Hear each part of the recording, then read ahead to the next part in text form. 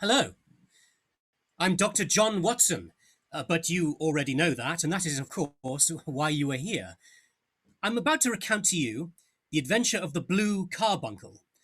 Holmes, of course, claims I exaggerate, even bends the truth, but I can assure you this is all exactly as it happened.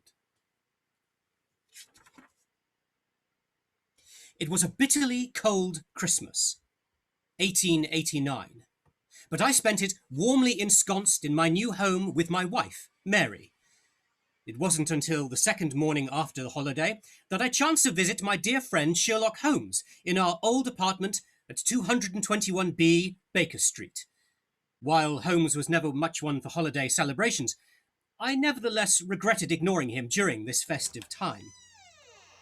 I found him lounging in his dressing gown, in deep contemplation of a battered old hat.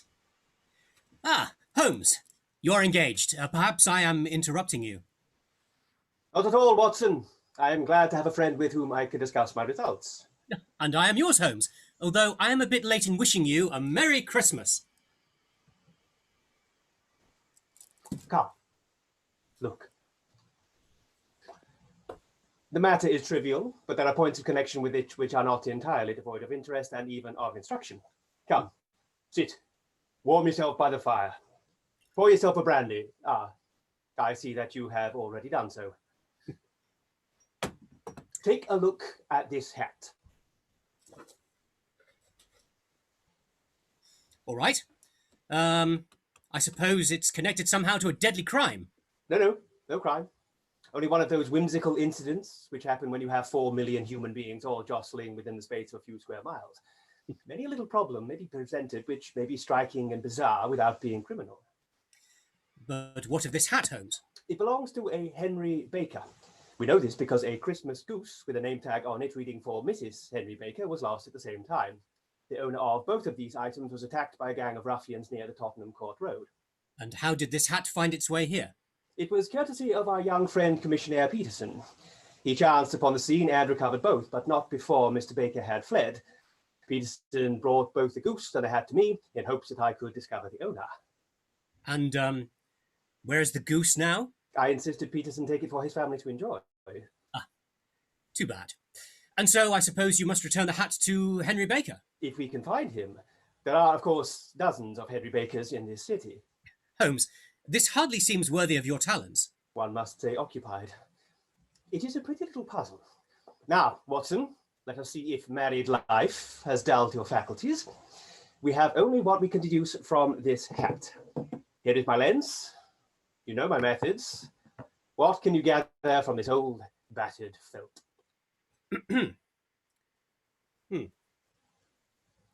Well, a rather ordinary hat, a bit tattered, red silk lining, discoloured, hat secured with missing elastic, initials HB. There is nothing of particular interest here that I can see. As Watson, you see, but you do not reason from what you see. Well, then what do you infer? Very little. Only the obvious fact that the man was highly intellectual and also that he was fairly well-to-do within the last 3 years, although he has now fallen upon evil days. He has had foresight, but less now than formerly, pointing to a moral retrogression, which, when taken in the decline of his fortune, seemed to indicate some evil influence probably drink upon him. This may account also for the obvious fact that his wife has ceased to love him. My dear Holmes! He has, however, retained some degree of self-respect. He has a sedentary life, goes out little, is out of training entirely, is middle-aged, has brittle hair, which he has had cut within the last few days, and which he anoints which in the past he has anointed with lime cream. These are the more patent facts which are to be deduced from his hat. Also, by the way, it is extremely improbable that he has had the gas laid on in his house. You are certainly joking, Holmes. How on earth do you deduce that he is an intellectual? A question of cubic capacity. A person with so large a brain must have something in it. As a medical man, I do not subscribe to that theory. What, for example, does it say of you? Now, what about the decline of his fortunes? This hat is of the best quality. It is 3 years old. If this man can afford to buy so expensive a hat 3 years ago and has had no hat since, then he has assuredly gone down in the world. Well, That is clear enough. But how about the foresight and the moral retrogression? Foresight. The head securer. They are never sold upon hats. He went out of his way to take this precaution against the wind. But since we see that he has broken the elastic and has not troubled to replace it, it is obvious that he has less foresight now than formerly, which is a distinct proof of a weakening nature. Yes, do have another brandy. Oh, no thank you, Holmes. On the other hand, he has endeavoured to conceal some of these stains upon the felt by daubing them with ink, which is a sign that he has not entirely lost his self-respect. You're reasonably plausible, but how do you deduce that the gas is not laid on in his house? One tallow stain, or even two, might by chance, but when I see no fewer than 5, I picture many trips to the stairs, hat in hand, with a guttering candle in the other. However, he never got tallow stains from a gas jet. Are you satisfied? You seem to have an answer for everything. The further points that he is middle-aged, that his hair has been recently cut, it is grizzled, and that he uses lime green, are all to be gathered from a close inspection of the lower part of the hat, the lining. The lens discloses a large number of hair ends, clean cut by the scissors of the barber, and they all appear to be adhesive, and there is a distinct odour of lime cream. This dust, you will observe, is not the gritty grey dust of the street, but the fluffy brown dust of the house, showing that it has been hung up indoors most of the time. While the marks of moisture upon the inside are proof positive that the wearer perspired freely and could therefore hardly be in the best of training. But his wife, you said that she had ceased to love him. This hat has not been brushed for weeks. When I see you, my dear Watson, with a week's accumulation of dust upon your hat, and when your wife allows you to go out in such a state, I shall fear that you also have been unfortunate enough to lose your wife's affection. Wishful thinking, Holmes. That will not happen. But this Henry Baker might have been a bachelor. Nay, he was bringing home the goose as a peace offering to his wife. Remember the card upon the bird's leg? I applaud you, Holmes. Most ingenious. But since there has been no crime committed, all this seems to be rather a waste of energy. The goose, Mr. Holmes! The goose! Commissioner Peterson, be calm. What of this goose? Has returned to life and flapped off through the kitchen window? See here, sir. See what my wife found in its crop.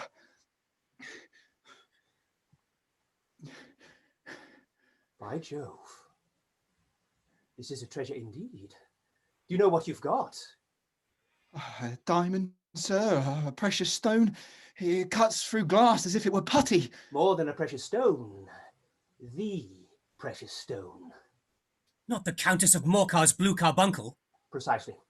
I have read of the case in the Times. The jewel itself is worth no less than £200,000. It has behind it, as do so many objects of this nature, a history of murder and treachery, and the reward for its return is £1,000. Good Lord of mercy. Sit, man. Have a brandy. Now, where are my newspaper clippings? Oh. Holmes recounted the story to us. The theft occurred at the Hotel Cosmopolitan on the 22nd of December, just 5 nights past. John Horner, plumber, aged 26, was brought up on the charge of burglary. I did not do it. I swear I did not do it. Called in to make a small repair in the Countess's room, he was let in by the hotel's upper attendant, James Ryder. I let him in, see, to solder the grate, and I was to stay with the whole time. But then I was called away on a bit of an emergency. When I returned, he was gone. The Countess's bureau was forced open. I shouted an alarm. Help! Help! Robbery! Catherine Cusack, maid to the Countess, rushed immediately in from the next room. Yes, immediately, officer. I heard a cry and came right into the room, no more than a second later. It was Mr. Ryder, sir, just as he says, and the bureau was forced open. Yes, forced open. We both saw it. Yes, and the Countess's little Morocco case was lying empty on the dressing table. That's where she kept the jewel. That's where she kept the jewel.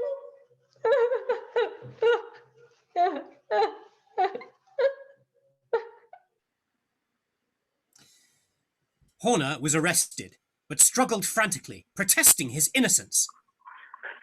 No, you've got the wrong man. I'm innocent. But evidence of a previous conviction for robbery made things look bad for Horner. Please, I've mended my ways. I swear, I'm married. I have a child. I'm an honest man. I did not do it, please. I did not. The magistrate referred the case to the assizes. Knowing he was up for a felony, John Horner fainted dead away. Oh. So much for the police court. Now we must solve the sequence of events leading from a rifled jewel case on one end to the crop of a goose in Tottenham Court Road at the other. Indeed. I think I'll have that brandy now. Our little deductions have suddenly assumed a more important and less innocent aspect. The stone came from the goose, and the goose came from Mr. Henry Baker, the gentleman with the bad hat and all the other characteristics with which I have bored you. Not bored. A pencil and paper, Watson. There is no time to waste. And Peterson, leave the stone with me. Let me find a... Oh, so much clutter, Holmes. Are you sure, sir? It is a bonny thing. Just see how it glints and sparkles. Of course, it is a nucleus and focus of crime. Every good stone is. They are the devil's pet baits. Every facet may stand for a bloody deed. A touch dramatic, don't you think? Here you are, Holmes. I do not exaggerate. The Blue Carbuncle has a sinister history. There have been 2 murders, a vitriol throwing, a suicide, several robberies brought about for the sake of this 40-grain weight of crystallized charcoal. Who would think that so pretty a toy would be a purveyor to the prison and the gallows? I'm sure it will be safe with you, sir. Watson, lock it up in my strongbox just now, and I will drop a line to the Countess to say that we have it. Good idea, Mr. Holmes. Here, Peterson, run to the advertising agency and have this put in all the evening papers. Yes, sir. Do you mean the Globe, sir? Yes. The Star? Yes. The Pall Mall? Yes. The Evening News Standard. Yes. The Echo. Yes. The Financial Times? Yes, yes. The Chronicle? The Herald? Yes, and any others that occur to you. Return here with a goose within the hour. A goose, sir? Mr. Baker will arrive at 5, and we must have one to give this gentleman in place of the one which your family is now devouring. Of course. Yes, sir. Ah, you have advertised that you have found the goose and the hat. Brilliant, Watson. But how can you be sure our Mr. Baker will see it? A poor man will have felt the loss keenly and likely be scanning the papers, and the inclusion of his name will ensure all of his friends will point it out. I shall expect him at 5. Lunch? Oh, I can't. I must be off on my doctor's rounds. 2 cases of the croup and a broken leg. 5, you say? Might I return at that time? If it interests you, Watson. Goodbye, then. Holmes, do you think this man Horner, the plumber, is innocent? I cannot tell. Yes, right. Till later, then. Do you imagine that Henry Baker has anything to do with the matter? I doubt it, but we shall soon see. I'll be here then. Of course you will. As ever, Holmes played his suspicions close to the chest. I was delayed on my rounds and ended up arriving just after our mysterious Mr. Baker. Ah, Mr. Henry Baker, I believe. Pray, take this chair by the fire, Mr. Baker. It is a cold night, and I observe that your circulation is more adapted for summer than for winter. Watson, you have just come at the right time. Is this your hat, Mr. Baker? Yes, sir. That is undoubtedly my hat. We have retained your things for some days because we expected to see an advertisement from you giving your address. I am at a loss to know why you did not advertise. Well, shillings have not been so plentiful with me as they once were. I had no doubt that the gang of roughs who assaulted me had carried off both my hat and the bird. I did not care to spend more money in a hopeless attempt at recovering them. Very naturally. By the way, about the bird, we were compelled to eat it. To eat it? It would have been of no use to anyone had we not done so, but I presume that this goose on the sideboard, which is about the same weight and perfectly fresh, will answer your purpose equally well. Oh, certainly, certainly. Of course, we still have the feathers, crop, legs, and so on of your original bird, so if you wish... Well, that they might be useful to me as relics of my adventure, but beyond that, I can hardly see what use the disjecta membra of my late acquaintance are going to be to me. No, sir. I think that, with your permission, I will confine my attentions to the excellent bird in your hand. There is your bird. Thank you, sir. By the way, would it bore you to tell me where you got the other one from? I am something of a fowl fancier and have seldom seen a better grown goose. Oh, well, certainly, sir. There are a few of us who frequent the Alpha Inn near the museum. We are to be found in the museum itself during the day, you understand. But of course. This year, our good host, Windigate by name, instituted a goose club, by which, on consideration of some few pence every week, we were each to receive a bird at Christmas. My pence were duly paid, and the rest is familiar to you, sir.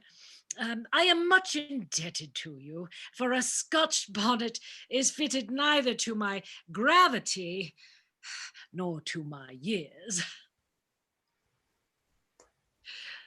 So, good evening, gentlemen. Are you hungry, Watson? No, I took the precaution of eating before I... Then I suggest we postpone our supper and follow up on this clue while it is still hot. By all means. It was a bitterly cold night, and the stars shone in a cloudless sky. The breath of the passers-by blew out into smoke like so many pistol shots. Now who is being dramatic? Making good time, we swung through Wimpole Street, Harley Street, onto Oxford Street, and in a quarter of an hour found ourselves in Bloomsbury, at the Alpha Inn.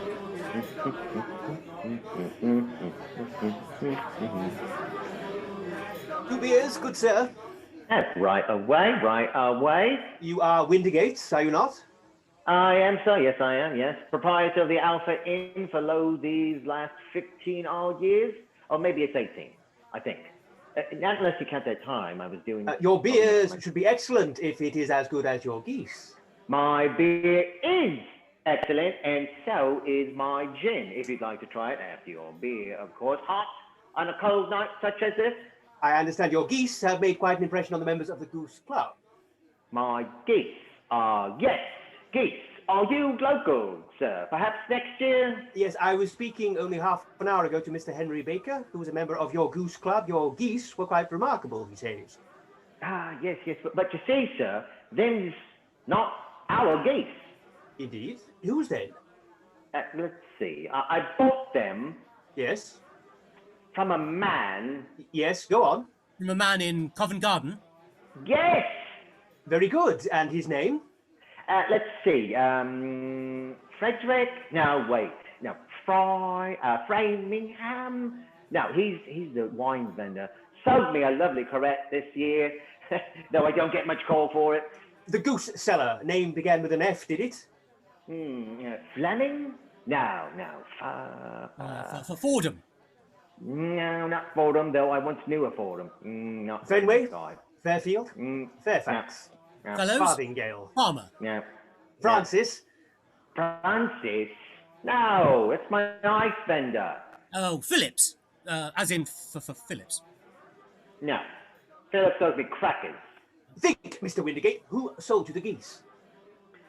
Oh, yes. Who? Breckenridge. Breckenridge? That doesn't begin with a... Holmes? Holmes? Breckenridge. Do you see his stall, Watson? There.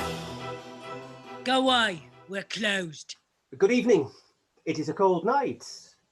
You're a bright one, ain't you? Sold out of goose, I see. Your friend here, he's always stating the obvious, eh? Yes, always. Hey, get back from there. Sold out. Read the sign. I was just Sold looking... out, I said. I can let you have 500 tomorrow morning. That's no good. And move along. There's some down there at the store with the guest, Flynn. Ah, but I was recommended to you.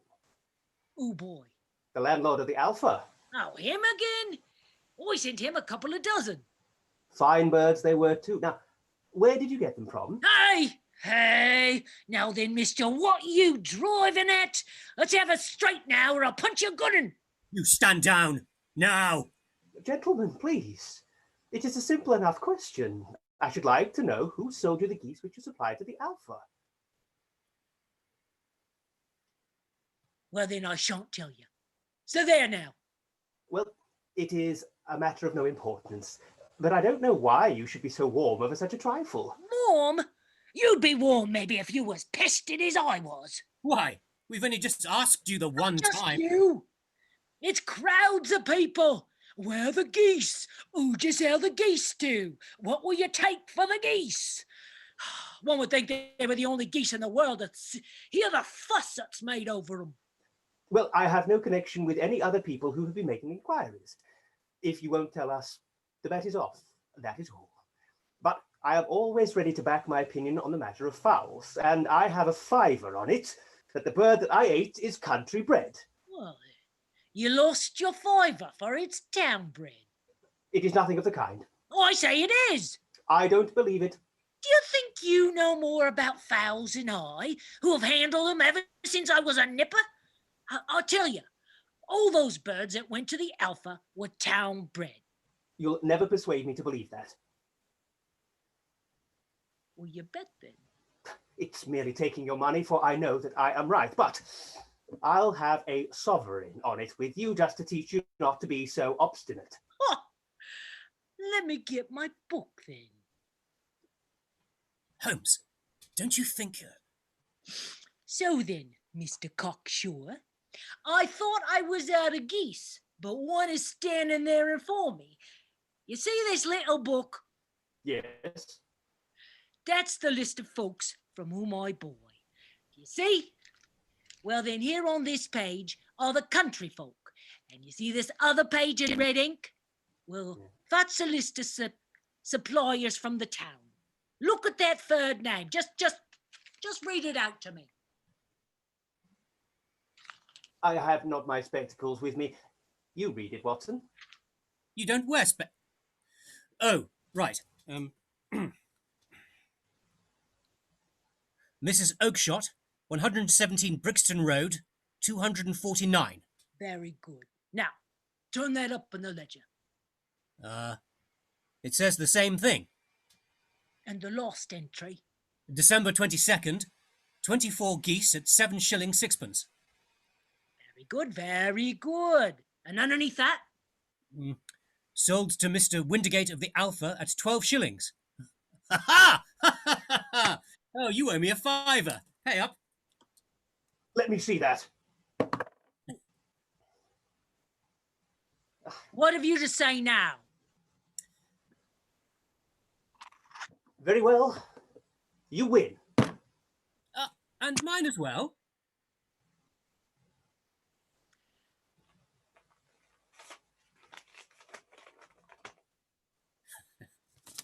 Good riddance. Well done, Holmes. Yes, it was, wasn't it? Now, give me my 5. Simply brilliant. Yes, the fiver. Give it to me. I mean, how on earth did you know to catch him up on a wager? Elementary. When you see a man with whiskers of that cut and the pink one protruding out of his hat, you can always draw him with a bet. Yes. Brilliant, Holmes. Yes, wasn't it? Now, give me back my 5. Later. Give it to me. No. Yes. Give me my 5 now, you. What the devil? I've had enough of you and your geese. Wish you were all the devil together. If you come here pestering me with any more of your silly talk, I'll set the dog on you. You bring Mrs. Oakshott here and I'll answer her. But what have you to do with it? Did I buy the geese off of you? No, but one of them was mine all the same. Then go and ask Mrs. Oakshott for it. She told me to ask you. Well, then ask the King of Prussia for all I care. I've had enough of it. Get out before I knock you good. How very convenient. Who are you? What do you want? Excuse me, but I could not help overhearing the questions which you put to the salesman just now. I think that I could be of assistance to you. You? Who are you? How could you know anything of the matter? My name is Sherlock Holmes. It is my business to know what other people don't know. But you can know nothing of this. Excuse me, I know everything of it. You are endeavouring to trace some geese, which were sold by Mrs. Oakshott of Brixton Road to a salesman named Breckenridge, by him in turn to Mr. Windigate of the Alpha, and by him to his club, of which Mr. Baker is a member. Oh, sir, you are the very man who I have longed to meet. I can hardly explain to you how interested I am in this matter. Of that, I am sure. Can we not repair to Baker Street, Holmes, where it is a little warmer rather than this windswept marketplace? One moment, Watson. Before we go farther, pray tell me, sir, who is it that I have the pleasure of assisting? My name is John Robinson. No. Your real name. It is always awkward doing business with an alias. Well, then, my real name is James Ryder. Precisely so. Head attendant at the Hotel Cosmopolitan. Pray, step into the cab and I shall soon be able to tell you everything which you should wish to know. Here we are. The fire looks very seasonable in this weather. You look cold, Mr. Ryder. Pray, take the basket chair. I will just put on my slippers before we settle this little matter of yours. Now then, you want to know what became of those geese? Yes, sir. Or rather, I fancy, of that goose. It was one bird, I imagine, in which you were interested. White, with a black bar across the tail. Oh, sir, can you tell me where it went to? It came here. Here? Yes, and a most remarkable bird it proved. I don't wonder that you should take an interest in it. It laid an egg after it was dead. The bonniest, brightest little blue egg that was ever seen. This. Look at it.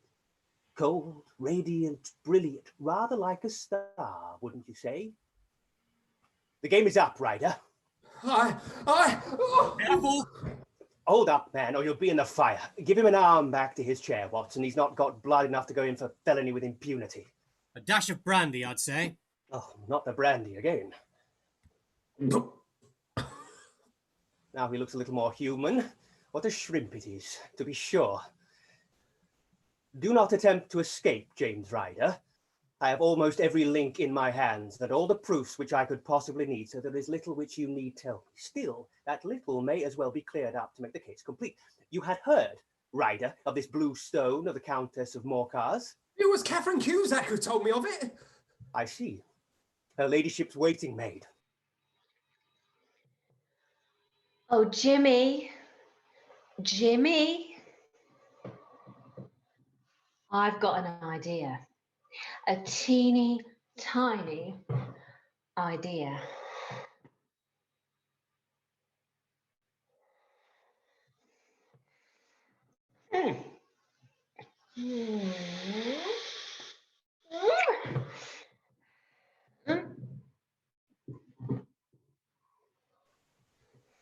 "'Twas all her doing, you see." Of course. Well, the temptation of sudden wealth so easily acquired was too much for you, as it has been for better men before you. But you were not very scrupulous in the means you used. I'll say. It seems to me, Ryder, that there is the making of a very pretty villain in you. You knew that this man, Horner, the plumber, had been concerned in some such matter before, and that suspicion would rest the more readily upon him. I didn't do it. You must believe me. It weren't me. It weren't me. What did you do then? You made some small job in my lady's room, you and your confederate Cusack, and you managed that John Horner should be the man sent for. Then, when he had left, you rifled the jewel case, raised the alarm, and had this unfortunate man arrested. You then proceeded... For God's sake, have mercy. Think of my father, of my mother. It will break their hearts. I never went wrong before. I never will again. I'll swear it. I'll swear it on a Bible. Oh, don't bring it into court, for Christ's sake, don't. Goodness, man. Hush. It is very well to cringe and crawl now, but you thought little enough of this poor Horner in the dock for a crime of which he knew nothing. I will fly, Mr. Holmes. I will leave the country, sir. Then the charge against him will break down. Well, we will talk about that. And now, let us hear a true account of the next act. How came the stone into the goose, and how came the goose into the open market? And tell us the truth, man. Therein lies your only hope of safety.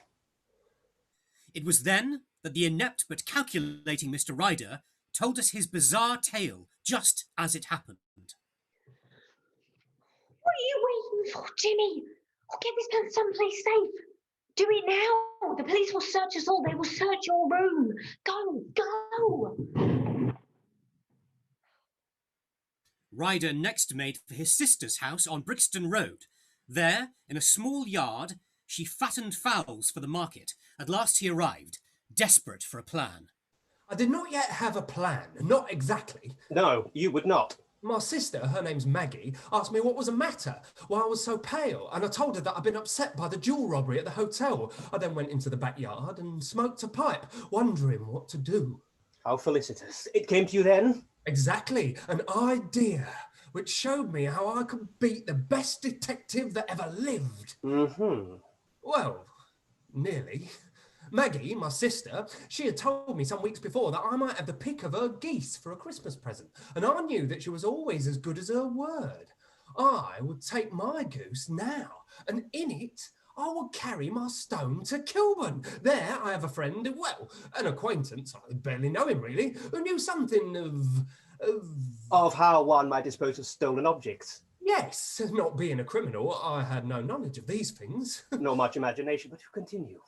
There was a little shed in the yard, and behind this I drove one of the birds, a big, fine one, white, with a barred tail. I caught it, and prying its bill open, I thrust the stone in its throat as far as my finger could reach. The bird gave a gulp, and I felt the stone pass along its gullet and down into its crop.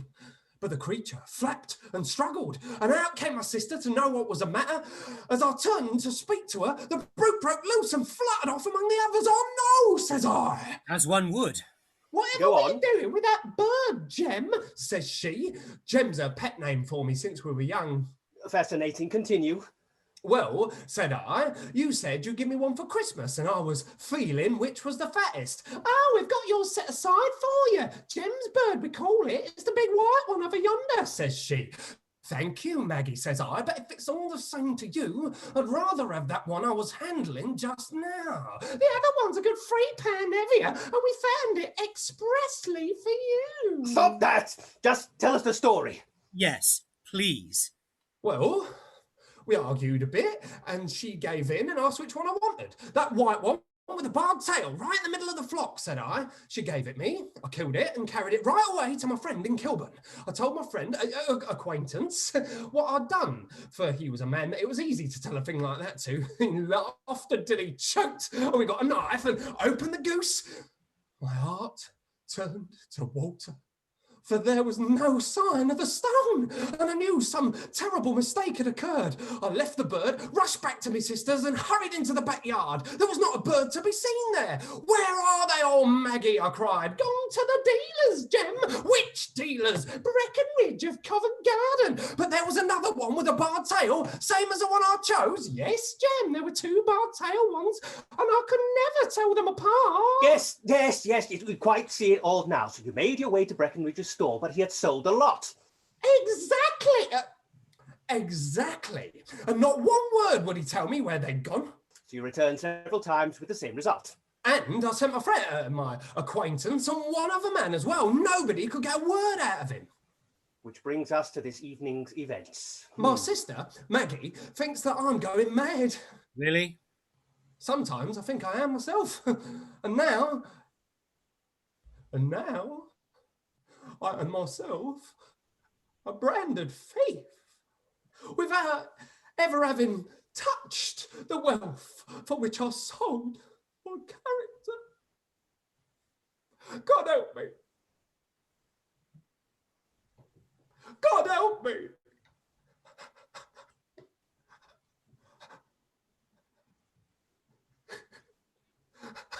Get up!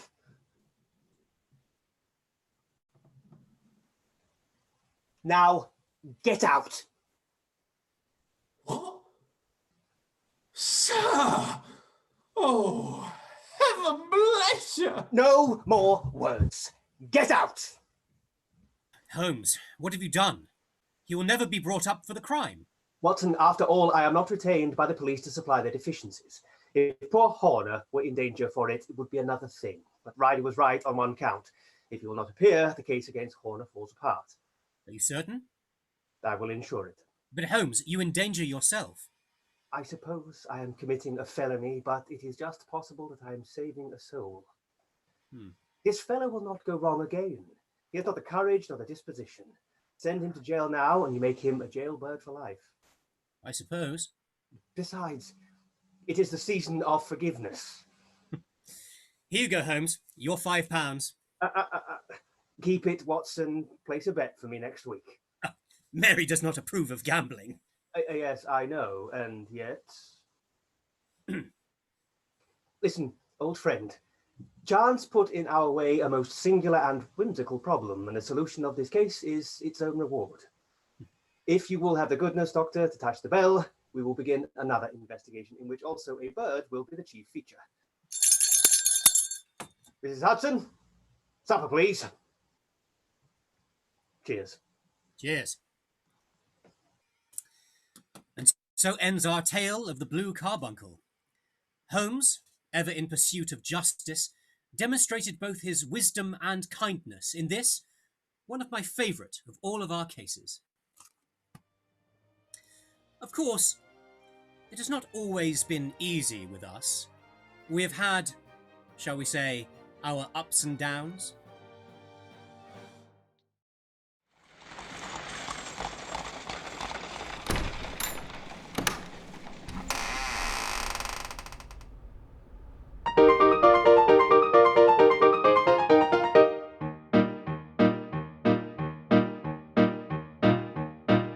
I am the very model of a modern major super sleuth.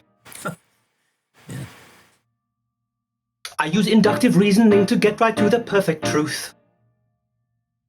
Astonishing I am, and I know all the crimes historical, from Caesar stabbing to old Jack in order categorical. Deductive reasoning? Inductive, old fellow. I'm very well acquainted too with poisons and with chemistry. I have a little Bunsen burner in my sitting room. You see explosions and a bit of smell are things that happen. I say, will, but Mrs. Hudson and my friend dear Dr. Watson love me still. But Mrs. Hudson and his friend dear Dr. Watson love him still. But Mrs. Hudson and his friend dear Dr. Watson love him still. But Mrs. Hudson and his friend dear Dr. Watson love him still. Astronomy and politics are subjects which are both opaque to me, but ashes, footprints, watches, cufflinks, tattoos all can make a villain stand out from the rest. My brain for university stores all the facts which serve me best, though not from university. From Ix perfumes and clothing style, your voice, your hair, what's on your knee, your dirty shoe, the way you smile, the evidence is plain to me. In this there is a learning curve, dear Watson thinks that he can see, but clearly he does not observe, that's why the master sleuth is me. Listen to the man. Top that. I will. Alright, you are the model of the modern major super sleuth, but you have left some key things out, you haven't told the whole damn truth. And though you are a brilliant man, I've seen you get a little low, and sometimes manic off your gourd. I am a doctor, and I know. You know? I do. But you're so slow. I am a doctor, marksman, storyteller, and I have your back. A crack shop gambler, ladies man, I have some features that you lack. And though I'm not as smart as you and no one calls me genius, I am the best friend you could have to fight the villain's heinous. Heinous? Heinous. You saw the moment that we met that I'd served in Afghanistan. Elementary. A doctor, yes, and pretty, spent an ostrich with his head in sand. Until we found in Baker Street that action was our common bond. Our friendship made each one complete, sealed with a brandy carry-on. The friendship made each one complete, sealed with a brandy carry-on. The friendship made each one complete, sealed with a brandy carry-on. The friendship made each one complete, sealed with a brandy carry-on.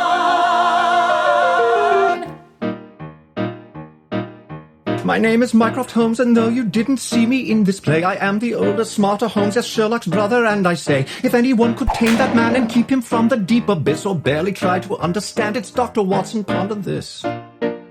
When Dr. Watson showed his face on Baker Street to share the rent, that set me free to do my job. I am the British government. Let Sherlock ramble in the dark and search the gutters for his clues, while I sit in my club and smoke and keep us all out of the news. Overstating, Mycroft? No. But you're not as fast as me.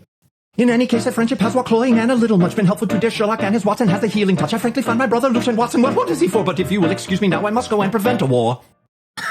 Louche. It means disreputable, but yes, with charm. Yes, I know what louche means. I'm known to be a gentleman. Though gladly suffer fools you won't. I keep a healthy regimen. Oh, come on, Holmes, you really don't. For brain work I have made my name, but fame is not ma raison d'etre. Love the challenge, need the game. But when it's done, you're known to Fretterer. Fretterer? Yes, he's a writer. He makes things up. I thought you'd left.